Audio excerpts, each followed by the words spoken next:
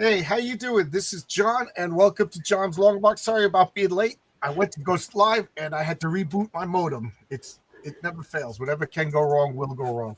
How you doing, Dave? Hey John. Hey John. How's Thanks for having everything? me, man. Cool. Good to be back. Good to have you back is what I meant to Yeah. say. Jeez, I'm all fluttered. Oh, so I'm I trying was to. just reading this. Oh, you holy mackerel! It was that quick. Quick. No, this is the first issue, right? Oh, that's the first issue. I thought Yeah. you got the double, but okay, I cool. Because I haven't just mailed yours out. Oh, geez, this week. I forget exactly which No, day. no, I haven't received that one yet, but I thought I'd reread this one before I read the Oh, next thank one. you. Yeah. What'd you think? What'd you think? You always want to hear your friends. Yeah. Yeah, it's colorful, it's fun. It's like you have this main character. I have like a snippet in his day, right? And his Right. day is so full with all these things they need to solve, all these problems, a wide variety of things, saving people, fighting villains. He even has this stalker character, really, really cool. Lot going on. And then afterwards, the ending was kind of heartwarming, like, bad day. And then he comes home, that was really nice. Well, yeah. The name of the story is Father's Day, and he's trying to get home for Father's Day. Yes. When you're a Yeah. superhero, you don't have that luxury of planning. But that's going to be like a running theme. Like it's taken from Spider-Man. Spider-Man's always running out on dates, and when you're a superhero. Yeah, it's But nice to have like heroes who have like loving families. They have this hardship as their job as a superhero, and then they come home and have this loving um surroundings. right, I like that. that's one of the things. Like, more than anybody, I'm sure of I have a gigantic world that I wanted to introduce everybody, and I'm like, I don't know if I'm going to be able to make a second issue. I don't know, how far I'm going. So I was so tempted to just overwhelm everybody with all of the world building Yeah. that the people who read the first draft were just like, I don't care about any of this. There's no hook. You got to get me to like your world. So then I streamlined it down. And I wonder if I streamlined it down too thin. Chuck Dixon said, you did a good job getting me interested. You piqued my interest. I would pick up number 2. So number 2, which you should be getting any day now, is a little bit more and a little bit more, but like, Right. Yeah. Slowly built. Slowly built. But I like that the main character was just a good guy. yeah, He didn't even use violence when he didn't have to with the first villain. He kind of tricked him. That was right. really good. It's funny because one of my first proofreaders was just like his very first action is he's lying, because he made it seem like he was more powerful than he was. Right. Yeah. And he de-escalated for a few reasons. The first reason is why, he's the patriarch. He's a father. A father shouldn't rush into a situation and start spanking and beating. You know what I mean? A father should the first thing a father should do is de-escalate. A father is more powerful than their child, so they don't need to come in swinging.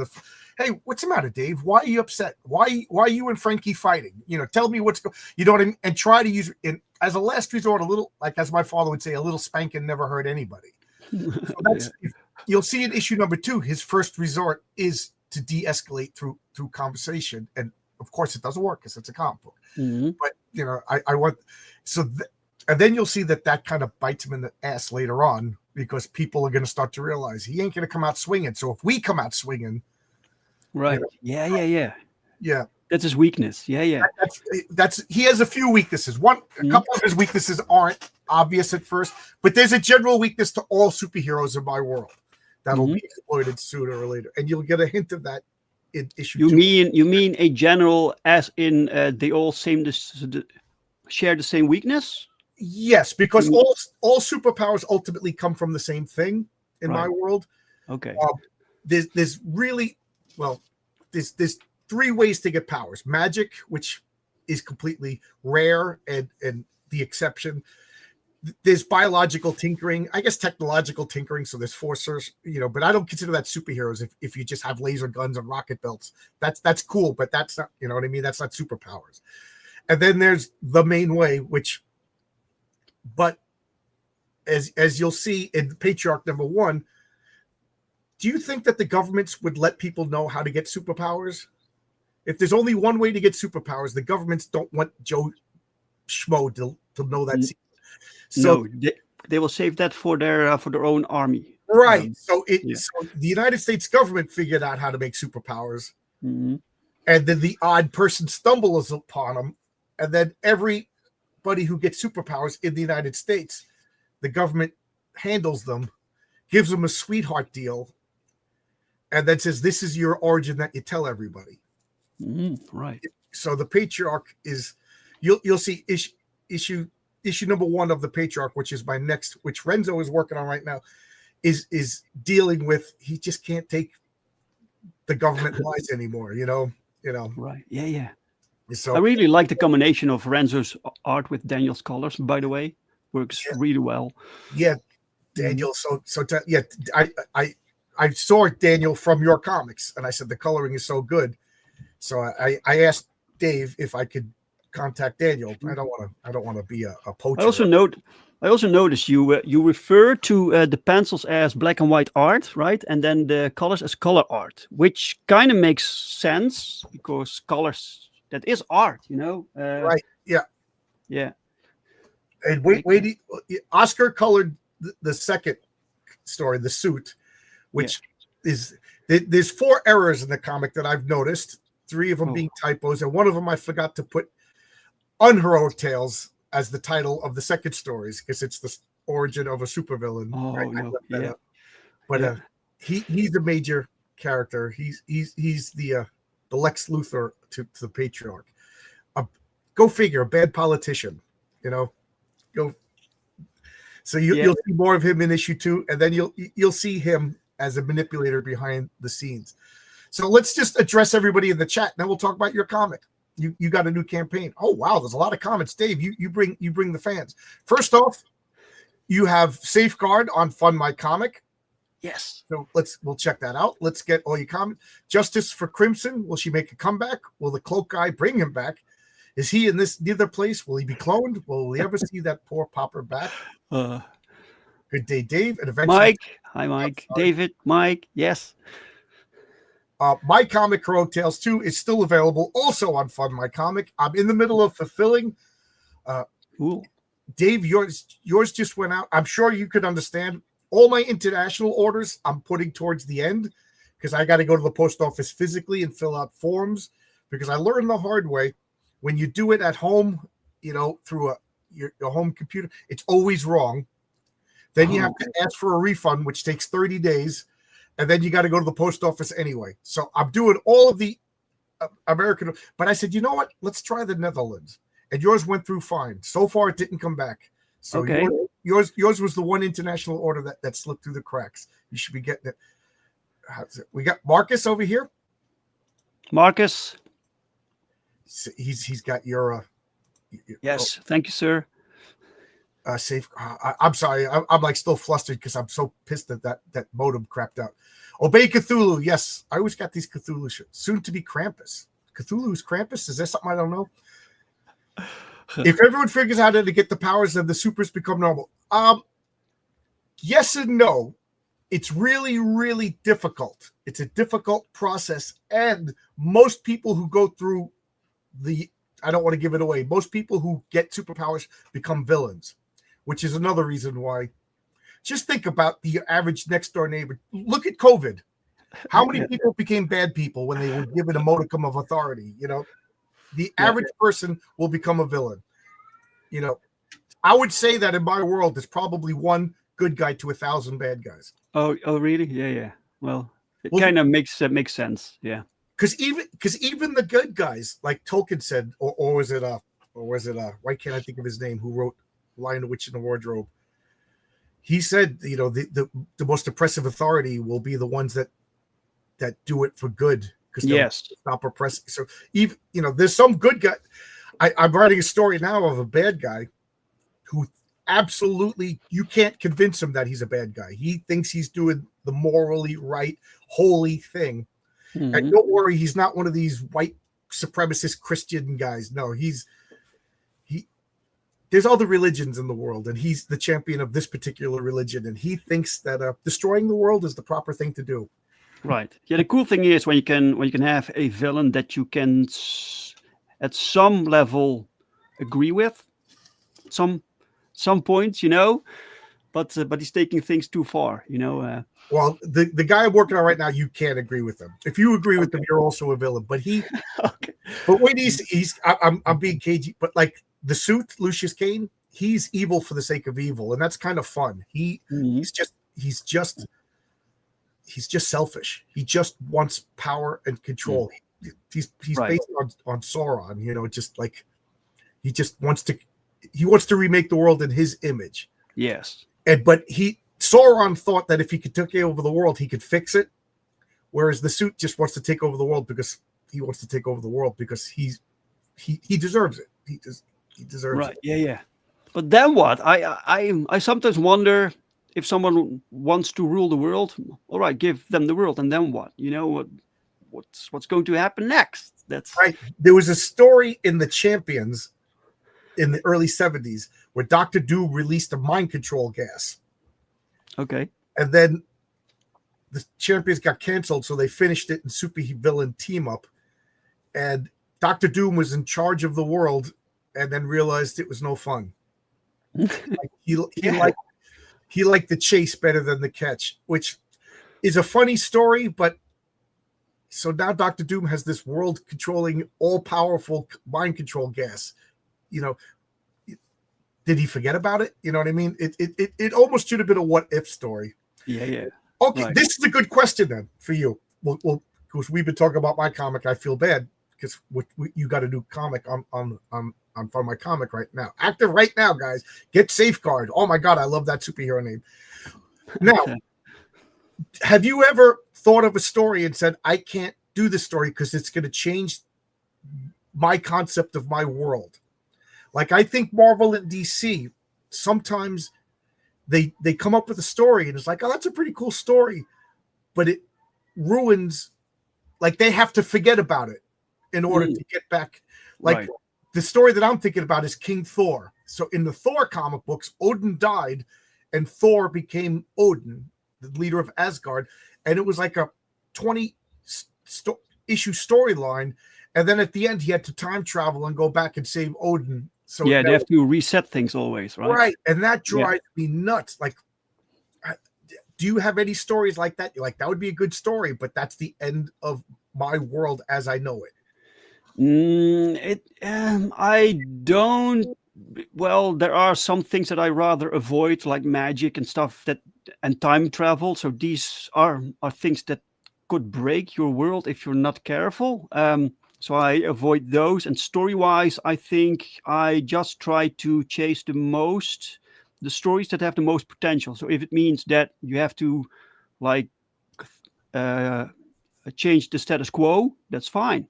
You get a new status quo with new potential, so that's fine as long as you don't change the essence of what people like about your comics. Yeah, I think so. I think a lot. I think like Stan Lee and Jack and all of the the big wigs, I think they thought about that. Like Iron Man didn't release his technology to the world; he kept it to himself, which is kind of selfish, but you can understand for the purpose. Like Reed Richards, in one issue, he was working on wireless energy transmission. Oh yeah. And then just think about the whole world would be different. There would be no oil. And then at the last, or a Wakandan technology, right? So I think about that. Like, will this change the world as I know it? And I don't mind as long as I think about it while I'm writing the story. Sure. Yeah. And incorporate it in the future. But I have like 2 or 3 years planned. So after that, maybe I'll change the status quo. But the thing is also with my universe, there is this existence of synthoid technology because 10 is a synthoid, right? Right. So I had to come up with reasons why 10 is the only synthoid. Right. Um, Yeah. it's kind of explained in issue 6. But for the future, I have to keep like bringing this stuff up to make sure that it's clear why people just don't mass manufacture these synthoids, right? Because this would completely change this world. Thank you, Doug. Yeah.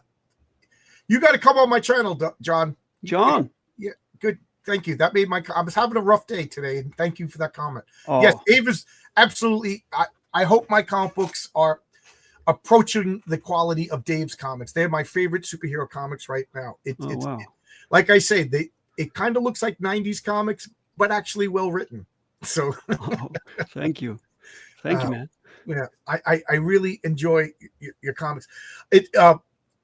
What we getting in line, what we were talking about, like again, Stan Lee understood, or maybe it was Jack Kirby Jack Kirby created Captain America, but I forget if Stan Lee was the one that like flushed out his origin. I'm sure Marcus knows in the chats, but like I don't really know. The super soldier serum. That's a world changing event. Yes. So of course, what's his name? The man who invented it had to get killed. It's a lost technology. And I do like in Marvel Comics, literally for 50, 60 years, they've been doing stories of trying to replicate that breakthrough. Now, I wonder, is that what 10 is? Is she like a breakthrough that they don't know how to replicate, or is it too expensive to replicate, or is she a fluke, or is there something we don't know behind the scenes? Because yes, making perfectly indistinguishable artificial humans is a world-changing technology. Sure. Yeah. Well, it is established in the series that 10 is the last one because the other 9 got wiped out during the attack on the lab from issue 1. And there were 10, right? Plus all the scientists that were there were murdered. Right. So Virgil Pratt, he's the last one who has knowledge of synthoid technology, right? So the government is trying to recruit him to reboot the perfection program. So in issue 6, you will see why they have to solve that issue. Right. Yeah. I love, like, comic books, like space ships. That's world changing technology. Like why doesn't, with all of these space races, the Kree and the whatever, the Shi'ar and the Dominators and DC and the easy access to spaceships, why isn't Earth an empire? And why doesn't Magneto go and colonize another planet and make them? Yeah, this is also why stories like One More Day don't work, because if you have like a sick grandmother and you want to help her, you have like magicians and Reed Richards and Tony Stark, and especially when you're Spider-Man, these are your friends, So yeah. You know what gets me mad about One More Day? Even Aunt May would say, "Let me die." You know what I mean? I'm an old freaking lady. What? Okay, yes. Save me what? I got 8 more months. I got a year. Like, you know what I mean? In real life, my 90-year-old grandmother would be like, "No, have babies. Remember me. I lived my life." Because Aunt May was a good person. That's the problem. Yeah, that's the problem with that story. It just makes no sense. You notice when you read it that it's made to force the status quo back to something else. Right. Yeah. I got no problem with changing the status quo. I at one point, if I'm around long enough, I will change the status quo in my world. But it's something you got to do and think about the consequences.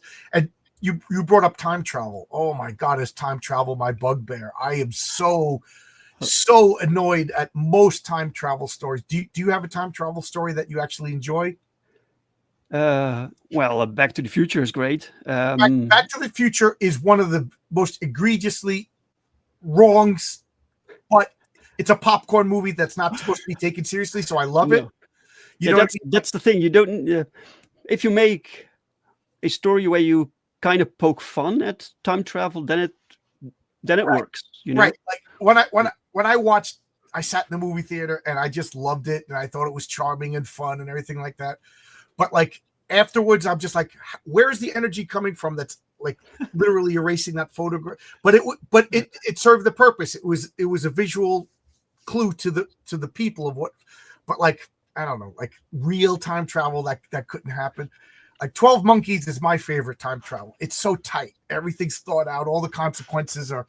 It's a closed. Right. Yeah. It's been a long while since I saw that one.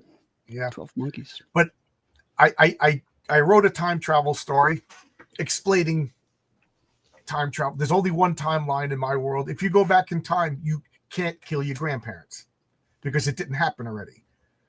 You know, there's no alternate universes where Dave Brink is John's Longbox and John's Longbox is genuine. There is none of that. You know, because each universe is in a different position. There's different laws of physics. So there's all right. There's one patriarch. There's one Mary Sue. There's one. So you can't. Except when you can.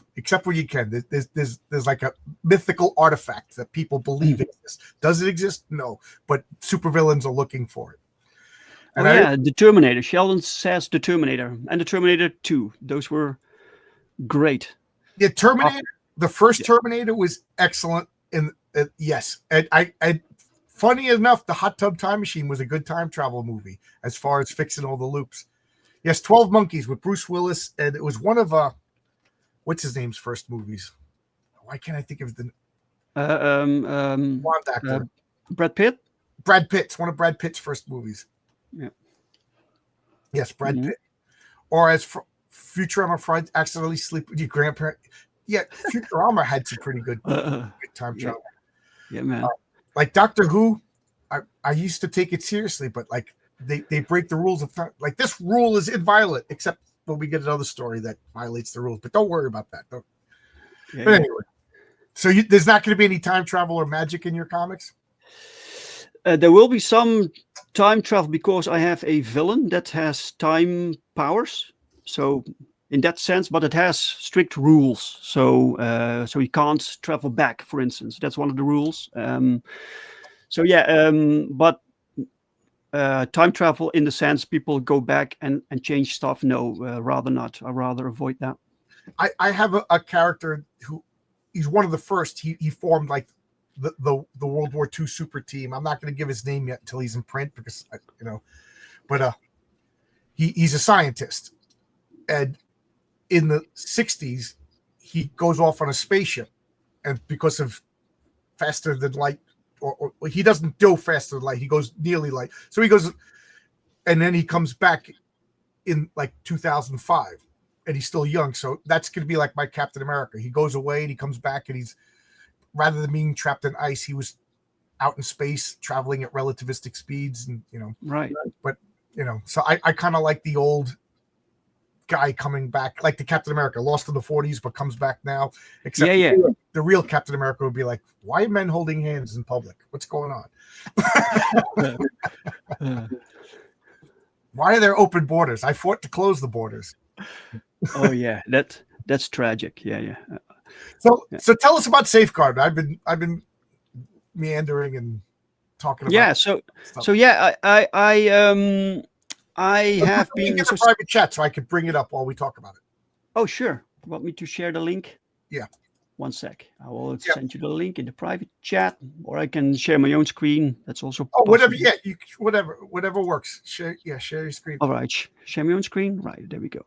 Safeguard on FundMyComic. Let me zoom in a little bit. Right. So in the Perfect 10 series, you see these guys called Safeguard. So the superhero team. You have this. So the Jamie Comics universe is a world with superheroes, right? And the superheroes are monitored by this organization called the Division M, and they monitor metanormal activity. And they train metanormals to become like super cops. They call them meta marshals. And I see one of these groups in the Perfect 10 series, and this group now gets their own book. I was able to start a project with Alan Goldman, and I was like, all right, I think we should do this. While we are like finishing Perfect 10 book 6, we are also working on Safeguard. So these books will be released relatively soon after the other, which is nice. But you don't need to know anything about the Perfect 10 series. This is a standalone book. You can just read this, and that's plenty, you know. But yeah, these are 7 heroes. They are it's kind of like what I liked with Avengers, X-Men, like this group of people who work together. They are kind of friends. They have their dynamics. They have their various powers, personalities, and working together to overcome like metanormal threats. In this case, they call them metanormal threats.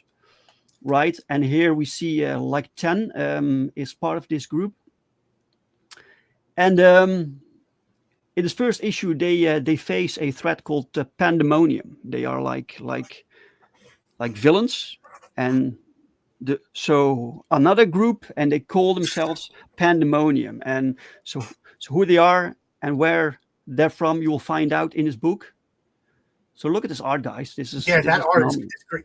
You know how I am with superhero names. Would you mind giving me a rundown of all their names? Because first off, when you put the name Safeguard in your comic books, I was just like, how did I not think of such an obviously great team name? Because Dave and I have been talking about this. I find naming superheroes kind of fun and easy, but coming up with a superhero team is, oh my God, it's excruciating to come up with a good team. And Safeguard was right there. Yeah. And man, you just grabbed it. I'm not even jealous. I'm proud. That is an awesome name for a super team. It was the same with Perfect 10. I was like this isn't used yet. I couldn't even believe it, you know. Well, Dave knows I've had a non-player character in my role-playing games for 25 years called Perfect 10. And I even showed him the character sheets, and it was great because the character sheets were all yellowed with age, and she's an android. That was that was crazy. Crazy, man. Yeah, I initially had the name Safeguard 7 because I like the alliteration. It sounded cool. Safeguard 7, you know. But I dropped the 7 because I didn't basically have a fundamental reason why there should be 7 members. So I like to have the freedom to change things up. Yeah, I think it's a good call to get rid of the 7. Yeah. Like, for instance, Fantastic Four, the 4 belongs there. It makes sense, but not with this. Pandemonium looked like a freak show, which they That's literally what Pandemonium means. It means the abode of demons. Yeah. Yes. Right. So so the guy in front here is called Ethos. He's the leader, so that's why he's up front. He's kind of the guy who gives the orders, you know. And then we have, let me see, this is the little dude here in the lower left. Oh, you can see the mouse. Yeah, I can see your mouse. Right, that's Pinball. Pinball? Yeah. He can bounce. He's like Speedball. Yeah, he can bounce. He was kind of inspired by Puck. I was going to say he's a little guy. I have a Puck ripoff too. His name is Runt. Runt. Oh, that's so. Yeah. Hey, we got a visitor. Hey, friend. Hello. And then we have this dude is called Stellar. So he was he used to be like some sort of Indiana Jones like character, like this famous dude called Tristan Teague, and something happened with some sort of artifact that he found, right? And it gave him these powers, and now he's Stellar. So all these guys have their own stories, and I'm hoping to be able to tell them all sometime. Then we have the big dude is Iceberg. Oh, great! That's a good name. Yeah, he's like powerhouse. Like you don't even need to explain anything. That name conveys everything. He's big, he's strong, he's cold. You know. Done. That is okay. Yeah. Then we have 10 here. Of course, she's like the Synthoid, so she's 10 times stronger, faster, and than other people. Plus, she can manifest weapons. And then we have Wisp. That's the blonde one. She has like, what do you call it? Prehensile Prehensile yeah, hair. like she can move the hair a bit like Medusa, but it's more like one long thing, you know. Really cool. I really like her. She has a great personality. And then here we have a character she called Diabolique, and she was officially she was a villain. So what is she doing here? That's also part of the story that you will see in Perfect 10. But again, you don't need to read that because every character in this particular book gets their own moment. Yeah, that's. I was talking about that when I do my X-Men comics on Sunday. Is in a team book, it's tough because you gotta give everybody a moment to do something cool.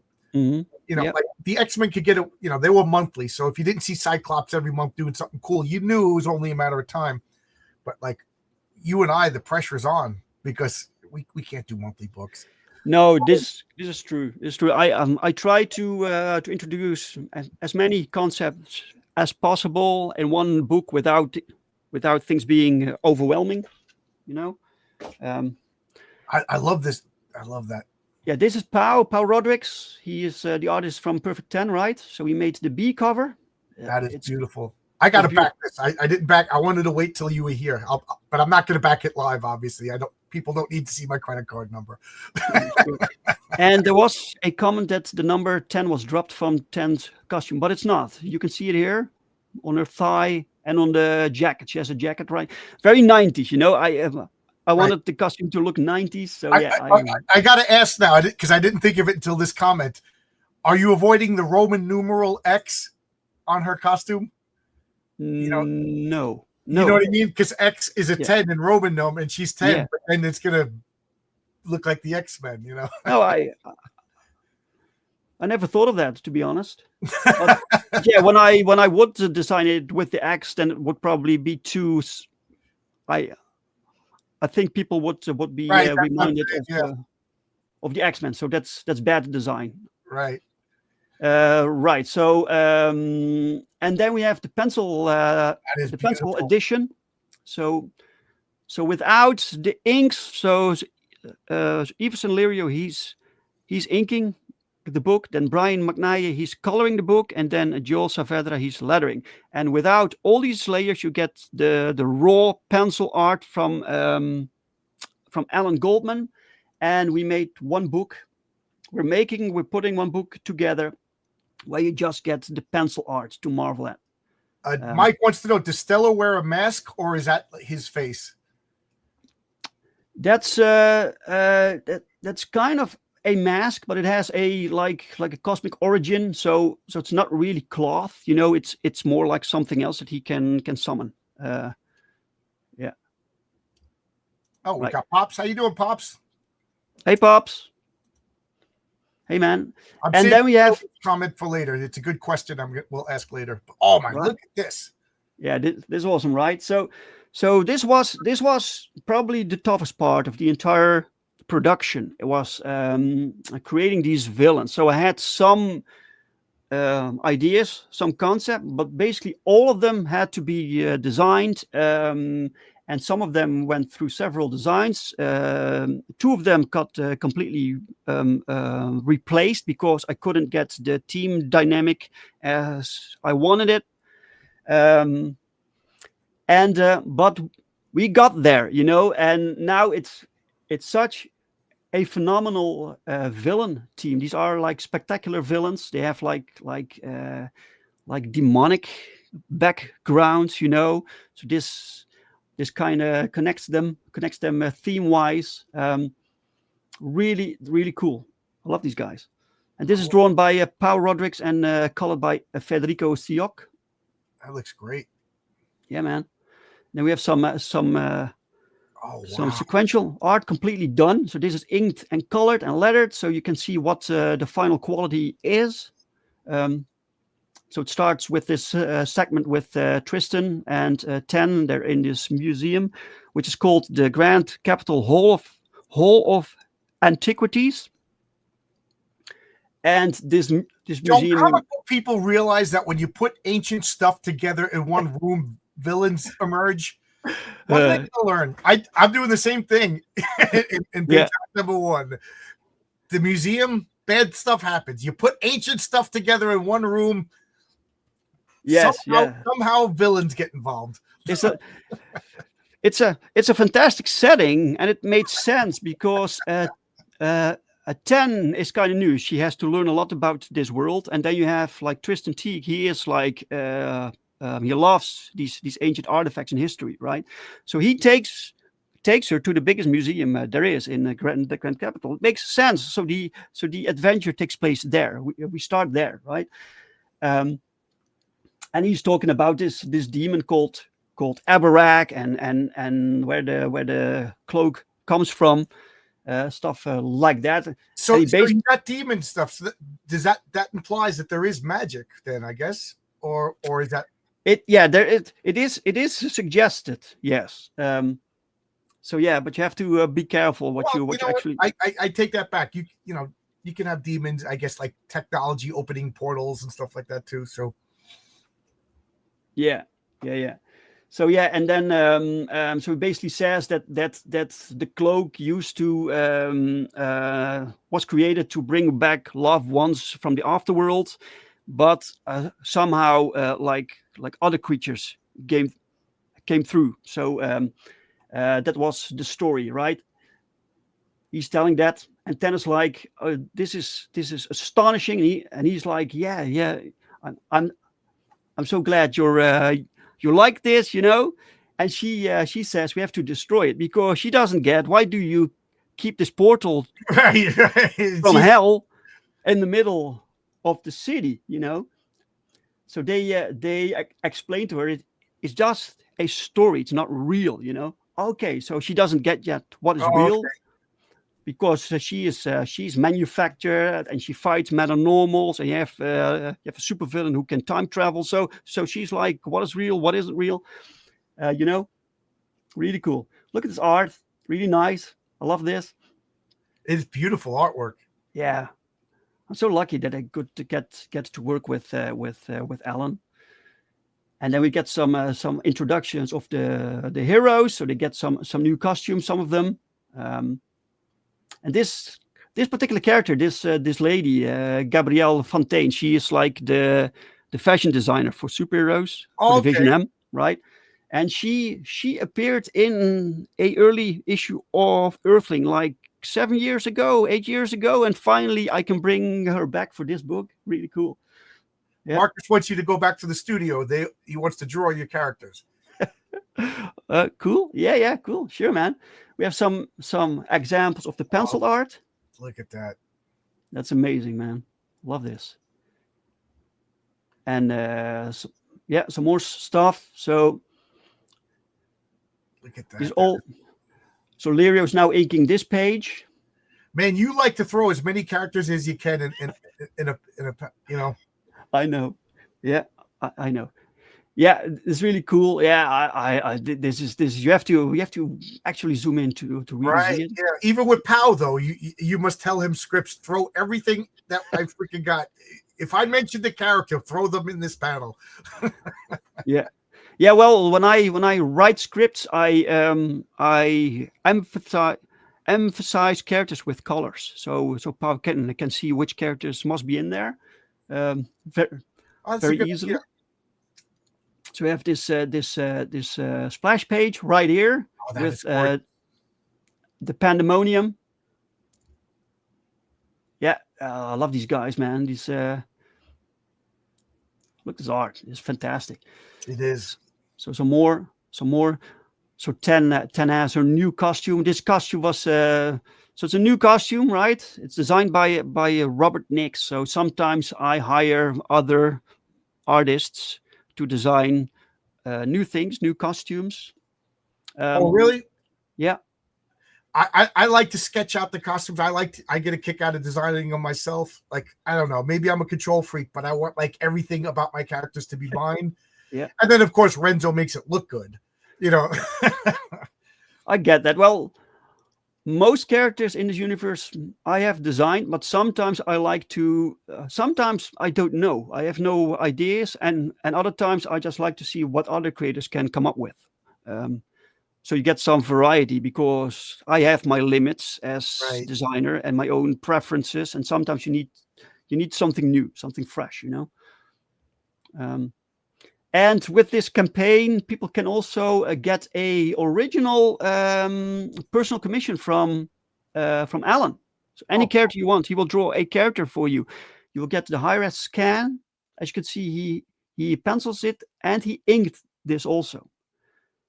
And you will get the original art shipped to your house. So yeah, it's classic superhero stuff. It's the kind of superhero stuff that I like to see. It's the kind of art that I like. It's the kind of story that I like to tell. A lot of cool new characters. So basically, what you see is 7 heroes versus 7 villains, and so I get to introduce a lot of new characters within a fun story. Yeah, I get a kick out of your books. They're so much fun. There's like within like a page, excellent stuff is happening. It's just great superhero stuff. Like I said, I look at your stuff. Literally, one of your comics was one of the inspirations for me making comics. Oh wow. I don't. That's not an insult. Not like, oh, if this guy could do it, I could do it. No, but it was just like, this is so much fun that I'm not going to get what I want from the mainstream anymore. I got to take guys like Dave and RJ from the Fourth Ages lead and make it myself. Right. And maybe issue 5, maybe issue 6, there's going to be a story that's dedicated to you and 10. I'll put it in the credits. But if the numbering is wow. it may be 6, maybe 7, maybe 5. I don't know. But Sheldon had a question that I'm looking for that I thought it was a good question. Here we go. How do you guys get into the headspace to create characters, write stories? Like, do you go to the library or coffee or anything like that? I just it happens kind of constantly when I'm just working and I'm doing something else, and suddenly I have this, this would be nice. But when I go when I do things that don't require much thinking, like I'm doing the dishes or I'm cooking, then I get the best ideas. So oftentimes I go cooking, we eat, and afterwards I need to write things down. Yeah, I have an hour commute to work and an hour commute back, and lately I've been driving. Now, when I take the train, I just fall asleep because I don't have to pay attention. Oh yeah. But now that I'm driving, I have to stay awake. So I make myself think. And you guys are gonna laugh at me, but I got Grok. So I talk to Grok and it talks back. I know it's an AI, but it keeps me awake. For those of you who don't know, I was in a car accident. I passed out while driving through heat exhaustion. So I'm paranoid when I drive. So I want to talk. I want to keep. So Grok is like a conversationalist just to keep me awake. So lately I've been talking comic book ideas, and it responds back. A lot of times it's just nonsense, but it records everything. So then at night I have a transcript of all of these.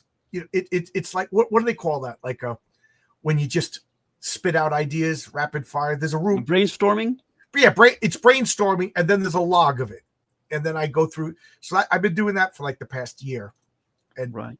Like I have older characters, and I'm like, I want to do a story with it. Like last night, I got so excited on the way home thinking about this hero that is lost in time that I actually started writing the story, which really wasn't going to be in Heroic Tales 7, but I'm writing the story now because Grok got me excited. Yeah. You need to fill your car with talking parrots. Good idea. Good. I got to feed them, and then they're going to poop all over my car. My wife already won't sit in my car because it's filled with dust from the construction site.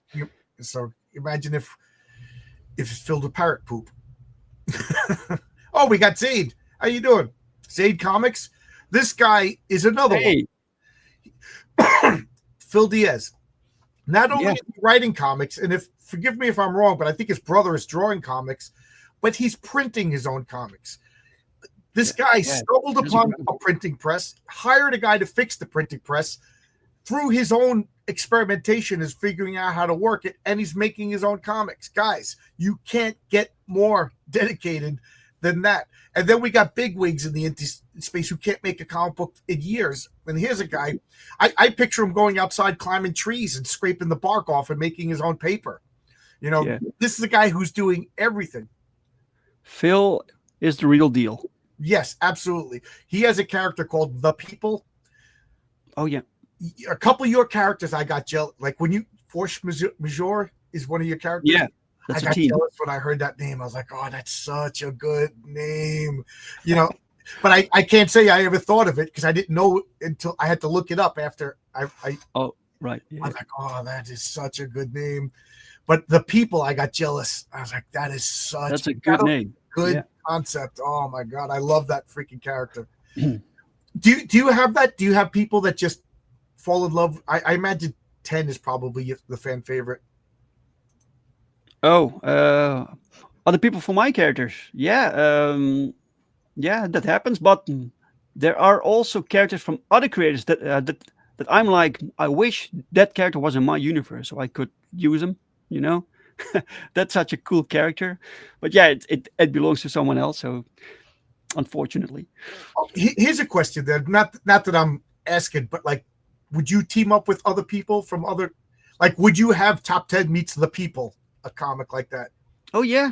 Yeah, man. Oh, I skipped somebody. I'm sorry to interrupt you, but we got Frederick. He has a comic on my comic right now. Rattel. Yeah. I got it. Rattel, there's a lot of Bitcoin. Now that Bitcoin is dropping, does Rattel get weaker? Like, that would be cool if Bitcoin gets higher. Oh, yeah. So I'm goofing around with Frederick. Frederick's a good guy. Yeah. Frederick actually helped me solidify a character. Okay. Yeah. Sometimes it helps when you get right to when you start talk with someone else. Yeah. So back to that question. Would you team up with other people, like say like Perfect Ted meets Horace H. Hoover or something like that? Yeah, or the Patriarch. Sure, why not? Because is this a surprise stream? No, it was scheduled. I announced it last night. For those of you who watch me and don't know, I'm working a schedule 3 to 11, so I can only stream at noon Eastern Standard Time or midnight around there. So my channel has had less activity, or at least until February, and then I know that they can extend the schedule in February. That's the way they do things. But I'm doing. Are you familiar with Bill Williams' comic Punchline? Yes. Yeah. Well, he asked me to do a 12-page story, so I was like, "Which character do you want?" He goes, "Do whatever you want, but I gotta have his characters. It's a Punchline comic."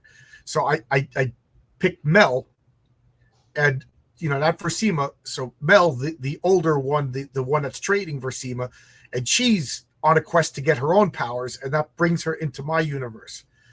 And so I took 8 of my characters and teamed them up. But I gotta say, I was like, I didn't want to do it because I have like such a strict rule on continuity. That so now I got to accept everything in Punchline. Like, he uses the Greek gods, I'm using the Greek gods, and you know what I mean. So how am I going to get his continuity to match my continuity? I kind of solved it with Crossworlds. So Crossworlds is my we only have one book out right now, but this is a crossover between Jamie Comics and Arctic Press. They had this character called Camilo Wallace, right? Right. And in the first on the inside cover, you see that's not supposed to be canon. So basically, you can write anything you want and don't consider it canon, right? Just for fun. Yeah. So I had to come up with a story that Mel meets my characters in a way that doesn't break continuity. So that was rough. Well, and then it had to be 12 pages. And originally it was my character save his character, and he's like, John, what do you know what I mean? Like, everybody's got to be cool. So but now Bill says he loves this. It was point to the story is it was the first time that I had somebody else telling me what I can and cannot do, and it was fun. It was challenging and fun. Cool. I'd love to read it. Yeah, I can't wait. there was something else I wanted to ask you. Yes, I do have to go soon, Zach Tan. I'm sorry. Yeah. Dave is always welcome to come back, though. If he wants to come back every day at noon, he can come back every day at noon. Thanks for this, man. Thanks for offering me your time. I appreciate that. There was something else I wanted to ask you. Now I'm someone in the chat asked if there were add-ons, but FundMyComic doesn't offer the option to put in add-ons, so you can't. So this is basically Safeguard only. So Safeguard. I got add-ons. You got add-ons? How Yes, do you do that? Like you could buy Heroic Tales and then add on a coin and add on. I got add-ons. Just check it out. Yeah, you could add stuff. Granted, I had Luke do my page for me, so I guess he knows all the tricks. And right, yeah. Because I can't do anything on the computer. But when I was talking about you on Sunday, I don't know if you were listening. Writing a team book. Do you ever lose track of a character? A lose track? What do you mean? Like when I was writing that, because this Punchline story is the first time I had a group of heroes fighting. Yeah. And all of a sudden, I was like, oh, I forgot one of the characters. So like I had to go back and reintroduce them into this. And it's funny because Renzo didn't draw that character. I was like, oh, this character, could you add this character in this fight scene and stuff? So like you got a million characters fighting a million characters. Yeah. Do you ever just like, oh, no, it hasn't happened yet. I had so the biggest battle we had was in Perfect 10 book 5, and that was like 27 characters, and I had them like color coded, so the script with color, so I could also keep track, Oh, that's a good but it worked. Yeah. Because Marcus is in the chat right now. In the first Public Eye story, Poinsettia, the main female character, she gets approached by 4 thugs, and the Public Eye saves like a Spider-Man style, a mugging, and and then Marcus is going over the street. He's like, well, how does the 4th guy get beat? And I'm like, what are you talking about? And he's like, so I read the script. The 4th guy just disappeared. I forgot. So I said, okay, just change the word 4 to 3. So she gets jumped by 3 guys because it wasn't drawn yet. Oh, it wasn't. He was just rereading the script and then right. Doing the printer's devil for Stippling Vaughn. There was a whole group of henchmen by the main villain, and they all have names and they all do stuff. So in that case, I had to go back and rewrite the script, because he was like, "What happened to Andrew?" I'm like, "What do you mean, what happened to Andrew?" And I'm like, "Oh yeah, Andrew went out." Named too. Yeah, he went out. Yeah, he was named and he did something, so I couldn't forget about it. Like these were just Thug 5, Thug. Right. So but you got 27 characters, man. I don't know because Patriarch 3 is going to be a super team versus a supervillain team. And already I'm sweating thinking I didn't even write it yet. I got it planned, I got it plotted, but like well, what you can try to do is you want to split up these teams, right? So you have like smaller sections. So you can jump to different scenes with smaller people together instead of one big brawl. At least that for me, that makes it more interesting. Yeah, that's probably why the Justice Society always broke up into teams, right? Right. Yeah. I always loved it too because they put like Green Lantern and Superman, the 2 most powerful beings in the universe, on one team, and the other team was like Robin and Snap a car. It's like, what are you guys gonna do? Put Superman with Robin? Come on. especially when you can give them all their own little mission. That's right. That's always awesome. Oh, so I was talking. Has any of your characters ever just took off? Or like, I didn't think this was going to be the popular character.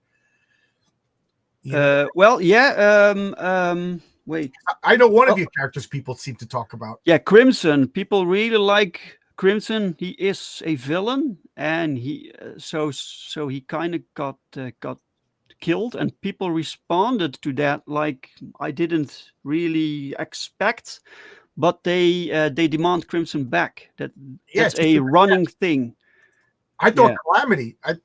It seems people like Calamity also. Yeah, people like Calamity, but Crimson really they really like liked him, and they liked this character called Replica, and she had a really small role, but for some reason people really latched on, and now they want to see more Replica. So I'm trying to think what I can do with her. That's well, people seem to like the hot chicks, right? yeah. I made King Fu. He's the world's greatest martial artist and Yeah, Elvis that's a crazy combo, man. And he's been a favorite in my role-playing group for years. Like my friends, like we'll be playing and we'll be doing a story, and one of them's like, "We need to get King Fu over here." Like, so they in the story they'll call King Fu and get him just because they like the character. So he hasn't even been in the comic yet. And people like, we want more King Fu. So I made, so I had to change a story that was already written, and it made it better. It made it better. Right. Oh, there you go. Already backed and looking forward to safeguarding my copy. There you go. Dan Sen. Hello, Dan. George Perez. Yeah. Like to draw. He used to say that. Throw in as many characters as you can. He loved that. Yes. It's a challenge. Wow. Anything, I unfortunately, I could talk to you for hours, but unfortunately I got to get changed and get ready and drive to work. So anything you want to say before we close out today? I just want to thank everyone for backing and supporting. So if you just share out this campaign, guys. So my reach goes only so far. So if you can just share it out on social media, that would really help. And thank you all. We're now at 63%. So really cool. Really happy with that. Yeah, I'll back in 3 days. So thank you. I'll back tonight when I get home. Oh, is Argo com? Oh, Argo is here. Dan said. Yes. Oh, sorry, I didn't mean to skip over Dan. Dan is a childhood friend of mine. We used to shop at the same comic book store, and it's really funny. The Incredible Pulp, it's no longer there anymore. But Incredible Pulp. Great. From the Incredible Pulp, Larry, the owner of the Incredible Pulp, was one of the first people to have like in-store comic book appearances. He had Dave Sim from Cerberus. I was like a 14-year-old kid, and it's funny. If you go to Dave Sim's website, you can see chubby me, 14 years old, getting a Dave Sim autographed comic, and I could care less. I was just free comic book being autographed. You know what I mean? Like, there's no superheroes in this. You know, I didn't even. It's like pearls before swine. You know what I mean? Yeah. Dave's making comics. My buddy Mike, who's making comics for Dave. And we all did it independently. Yes. Dan is making comics for like what is it, 20 years or something? It's crazy, man. And there's like a lot of superheroes, a lot of superhero teams. So he's like the master of writing superhero groups. And to give Dan a plug, he has a comic called Marshall Strong, and that is made by Michael DeShaunis, who's one of my players. And Marshall Strong is a character he's in Heroic Tales #2. He's a small cameo, but he plays a major role in the Punchline story, and he's the leader of the Meta League, the superhero team. See, you use Meta, and so like Meta is, they don't say superheroes, they say meta-powered beings in my world. Oh, yes. So the Meta League is the league of meta-humans. They're the Avengers of my world. So Dave's a character. So if you like my comic, Marshall Strong is in continuity with my comic. Right. All right. Cool. It's based on an adventure. So this means that the Argo Comics version connects with the version that you're going to write. So the stories. Yeah, it's great because I asked Mike. I was like, "Could you send me the scripts?" So because I hate to write something that completely contradicts what he. Oh yes. Because Mike wrote those stories years ago, and I thought he was never going to publish it. Then just coincidentally, Mike had kids, got married, got kids. So, life happens. It's not like we just went our own ways. And next thing you know, I'm making my comic and Mike's like, "Oh, wow, my comic's coming out too." So I was like, "Oh man," like I really had like a crisis. Like, what if they contradict each other? Then I can't. So I actually made a replacement character for Marshall Strong. What I mean? Because he's such a pivotal character in the Longbox world. So I was like, "Oh man." So then I read his script. I'm like, okay, we little tweaks of few tweaks. Yeah.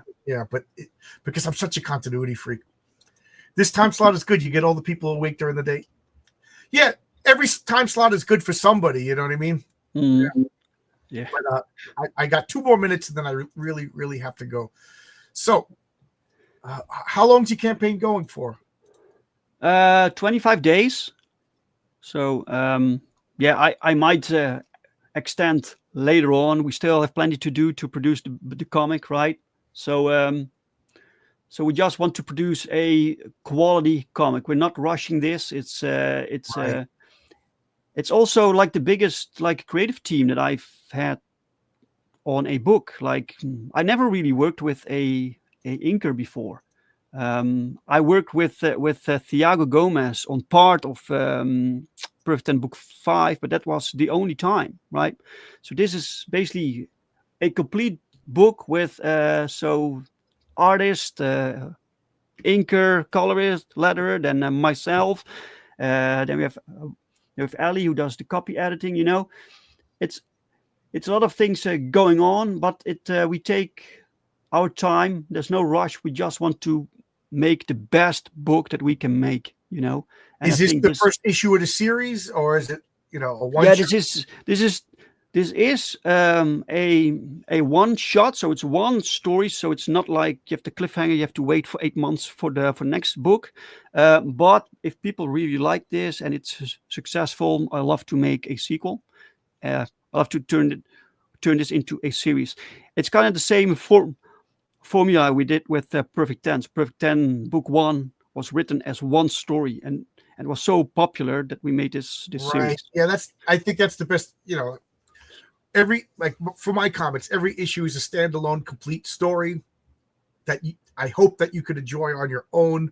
But if you get them all and read them in order, you'll see that it builds kind of like the way Marvel and DC used to do it. Yeah. Every Which is not easy. By the way. It's very tempting to throw in this cool cliffhanger.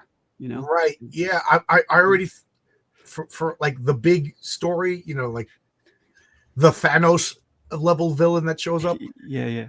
I already thought of like Galactus has a herald, and so when I wrote the story, he didn't have a herald, and now I was watching a YouTube channel, and I'm like, that is a great name. And then I looked up, there's no other villain with that name, and he's perfect for a herald for the other guy. So like, okay. That might be my first cliffhanger, fighting the herald, and then the next issue fighting the bad guy. But if I could make them two complete, so it might be a cliffhanger, but not really. Yeah, that's the problem with us small indie guys. We think big, right? But we only can produce so many books per year, So you have to really choose what you're going to produce. I'm working with 7 artists, 8 now. I just Matt Bauer reached out to me, and now we're brainstorming a project together. Oh, but that's cool. But I keep telling everybody, work at your own pace, make it fun, because my next 4 comics are Renzo's. You know what I mean? And then whenever anybody else submits stuff, I could put them in any order, and then Renzo will continue. Renzo is always going to be my go-to guy, but I have to put these comics in order, or everything else doesn't make sense. And Renzo, nobody's drawn Raven's debut. He's my Batman character, but Renzo, he's chomping at the bit to do this character. Oh yeah, the Raven. That looks cool also. But I have to go. I can't. Yes. I'm borderline. Got a speed to work now to get. Thank you, John. Yeah. Thank you for coming by. I'm sorry I had the internet problems, but you're always welcome to come back. If you want to come back and talk more, you're one of my favorite people to talk to. I could talk superheroes and comics with you all day long. But Thank you. Back Safeguard. I got everything Genuine Comics ever put out except for 1 issue of Earthling, and I love them. It's the best superhero comic books right now, bar none. That's not hyperbole. It's a fact. It's look at that art, look at the color. It's so good. It inspired me to make comics. And, I asked Dave if I could work with some of the guys on his comic. It's so good. I wish you lived closer, Dave. Yeah, me too. Yeah, I'd love for you to come over and play a superhero role-playing game. Play some games. Yeah, man. Yeah. That would be great. But I got to get going, guys. So I'm sorry to leave abruptly, but it's time to say goodbye, kids.